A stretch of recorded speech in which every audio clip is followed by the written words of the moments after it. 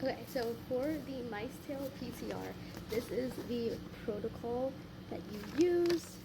Um, there may be one cleaner version of this. I don't know when I'll do that. But so day one, you literally just get like the MiceTail samples, and you're going to add the direct PCR and proteinase K in there.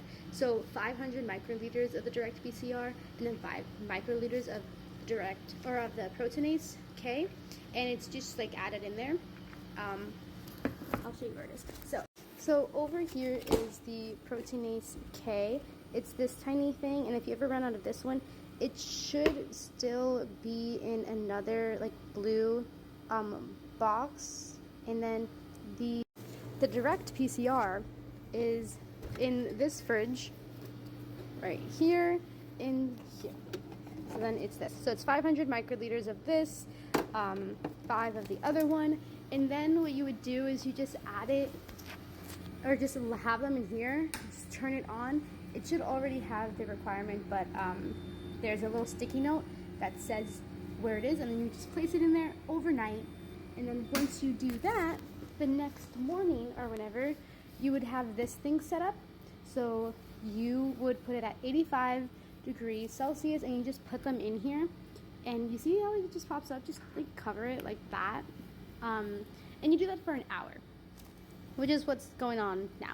There's not a lot of spots, so then I have like more over here. Yeah, you just put that in there for an hour, and then after that you would centrifuge it. So while that's being done, you can basically make the master mix anytime you want, because you can freeze it and it'll be chill. But I know I have 40 samples, so I just did my little calculations. So it says how much of each thing. I have the forward and reverse primer mix already done. So I basically just combine that, so it's 1, so it'll be like 12.5 times 40, 1 times 40, 11 times 40, and then that's how much you add for the master mix. So you would have one master mix set for the L2 primers, and then another one for the IL1B primers. So you will have 2 sets of master mix with however much samples you have for that run, and that stuff is all in the box freezer. So in this giant freezer, this is mainly going to be what you use, and this is going to have the ready mix and then the PCR water. But for the primers, they are in here is where I have them currently. So you can see I have previous master mixes in here that I can use just in case if I ever run out or if I like mess up pipetting. So you can just find the one that says the forward and reverse for each different primer set. Hopefully I have enough in here. But yeah, to make the forward and the reverse, it's basically, so to make it, you basically add 80 microliters of DI water, 10 microliters of the forward primer, and then 10 microliters of the reverse primer. The pure primer stuff should be in one of these boxes where they have all of the things. You should be able to find it in either here or in the pink one somewhere, I believe. Yeah, so it would be these 2 that you have it in, and then you would just add 10 of that and then dilute it with water, because these are just super concentrated, and then you would just make just a giant batch of that. So when you have it, you're gonna want to, so it's gonna be this. It'll be this red one, and that is the ready mix. It has like the dye and stuff and everything in there, and then you're gonna have the primers in here. You're just gonna put it all on ice, actually. And then you're gonna have your water as well. So you're gonna put all of that on ice, and then you're gonna put this back in the freezer. So because you have like so much tiny tubes getting into the ice, I personally just like to like flatten it, because it makes it easier for when you have the tiny PCR tubes in here as well. But that'll be later on. But for now, you just need 2 of the regular ones, of the regular 1.5 like centrifuge, and then you just label that as master mix, and then you can start pipetting everything in it. So you just have one in there. Just make sure it's like fully into the ice, or else I believe it denatures the primers and everything in here. And then if that happens, you're not going to get like the PCR stuff done properly. So you're just going to want to make sure you have that all on ice until you finally put it into the thermocycler.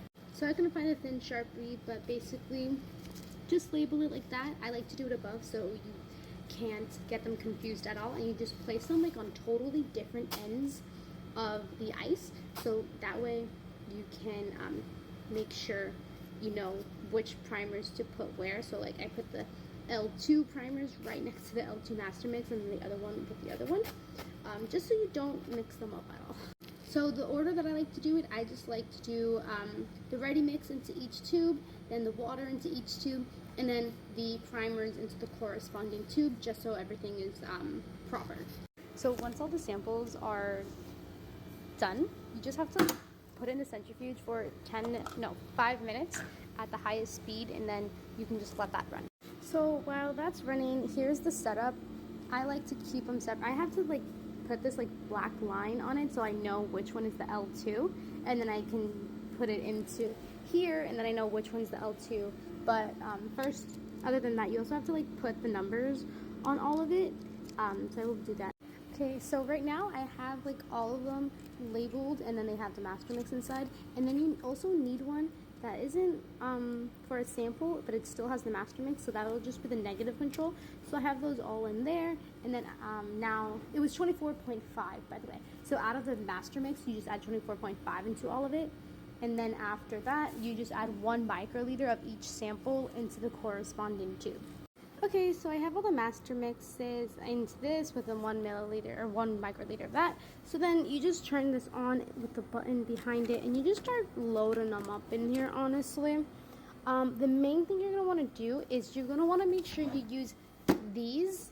You're going to use this bag, because this bag actually has the lids that will close them and like make sure it's sealed properly. So like with these, you're going to want to hear it snap.